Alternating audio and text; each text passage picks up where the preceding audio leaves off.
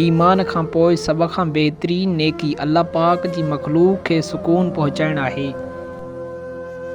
बुर्दबारी इख़्तियार करियो, सभिनी खां अॻिते वधी वेंदव। हिदायत जे तलबगार खां सवाइ कंहिंखे बि हिदायत न कंदा करियो। माफ़ करण सां अल्लाह पाक इंसान जी इज़त वधाए छॾींदो आहे। बुरनि दोस्तनि खां बचो, छाकाणि त उहे अव्हांजो तारुफ़ बणिजी वेंदा आहिनि। ईमान वारो इंसान ज़बान जो पको ऐं दिलि जो सचो हूंदो आहे। साड़ तमामु ख़राबु मर्ज़ आहे ऐं सभिनी ऐबनि जो सरदार आहे। बेवकूफ़ी हिकु अहिड़ो मर्ज़ आहे जंहिंजो इलाज नामुमकिन आहे। जंहिंजी ज़बान मिठी हूंदी आहे उन जा भाइर घणा हूंदा आहिनि। व्याज जो हिकिड़ो रुपयो ख़ुदा पाक वटि ज़िना खां 36 दफ़ा बदतर ऐं ख़राबु आहे। अज़ान यकामत दौरान घुरियल दुआ कॾहिं बि रद्द नाहे थींदी। जेको शख़्स पंहिंजनि खे घटि सम्झंदो आहे त दुश्मन उनखे चीभाटे छॾींदा आहिनि। जिहालत हिकु क़िस्म जो मौत आहे ऐं जाहिल घुमंदड़ फिरंदड़ लाश आहे। सुठो अदब बुरे नसब खे लिकाए छॾींदो आहे। जंहिंजो अकुल वधी वेंदो आहे उन जी ॻाल्हि ॿोल घटिजी वेंदी आहे। ख़बरदार उन ते कॾहिं बि ज़ुल्म न कजो जंहिंजो मददगार अल्लाह खां सवाइ कोई बि न हुजे। वक़्तु ऐं दौलत ॿ अहिड़ियूं शयूं आहिनि जेके इंसान जे इख़्तियार में न आहिनि। वक़्तु इंसान खे मजबूर ऐं दौलत इंसान खे मग़रूर बणाए छॾींदी आहे। परहेज़गारीअ सां इज़त ऐं बदकारी सां ज़िल्लत हासिल थींदी आहे। ज़बान इंसान जी ताराज़ी आहे। ख़ामोशी इख़्तियार करियो पर कंहिंजी शिकायत न करियो। तमाशे जूं महफ़िलियूं ईमान खे बिगाड़े छॾींदियूं आहिनि। अल्लाह पाक जी रज़ामंदी उन जी इताअत ऐं परहेज़गारीअ में आहे।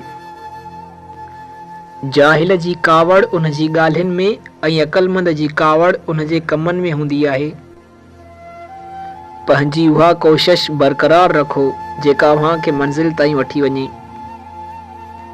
इल्म जी पैरवी करियो ऐं जहल जी नाफ़रमानी करियो त जीअं अव्हीं कामयाब थी वञो। हर शइ जे लाइ ज़कात मुक़रर आहे ऐं बदन जी ज़कात नफ़ली रोज़ो आहे। ज़बान जी हिफ़ाज़त करणु दौलत जी हिफ़ाज़त करण खां वधीक मुश्किल आहे। जेको घणो खिलंदो आहे उन खे घटि सम्झो वेंदो आहे। घणे खिलण सां दाॿो घटिजी वेंदो आहे। सभ खां वॾो जाहिल उहो आहे जेको पंहिंजो पाण खे सभ खां वधीक अक़लमंद सम्झे। बुरो इंसान कंहिंजे लाइ बि नेक गुमान नाहे रखंदो, छाकाणि त उहो सभिनी खे पाण जहिड़ो सम्झंदो आहे। गूंगो थियणु कूड़ ॻाल्हाइण खां बहितर आहे। बुरनि माण्हुनि खे सुठो सम्झणु छुड़वाग माण्हुनि जी निशानी आहे। तव्हां मां सभ खां वॾो हयादार उहो आहे जंहिं में सभ खां वधीक बर्दाश्त हुजे।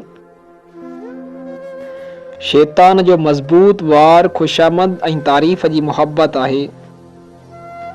औरत जो पर्दो करणु शहीद जे खून खां वधीक अफ़ज़ल आहे।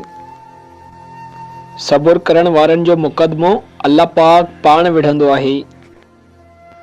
जंहिं शख़्स में वफ़ादारी न हुजे उन सां दोस्ती करणु पाण खे ज़लील करणु आहे। मोतबर इंसान उहो आहे जंहिंजी कचहरीअ में कोई बि पाण खे घटि न सम्झे। घणो सोचणु इंसान खे ख़तमु करे छॾींदो आहे। बसि दुआ घुरो ऐं अल्लाह पाक ते छॾे ॾियो। ज़िंदगीअ में जेकॾहिं साथ ॾियण वारा बेवस ऐं लाचार थी पवनि त उन्हनि खे संभालियो वेंदो आहे, तब्दील नाहे कयो वेंदो। अल्लाह पाक उन शख़्स खे नापसंद कंदो आहे जेको बदख़ल्क़ ऐं बदकलाम हुजे। कूड़ ईमान खां परे करे छॾींदो आहे। कूड़ हिकु अहिड़ी बीमारी आहे जेका इज़त खे खाई छॾींदी आहे। कंहिंजे ऐबनि जे बारे में सोचणु बि ऐब आहे।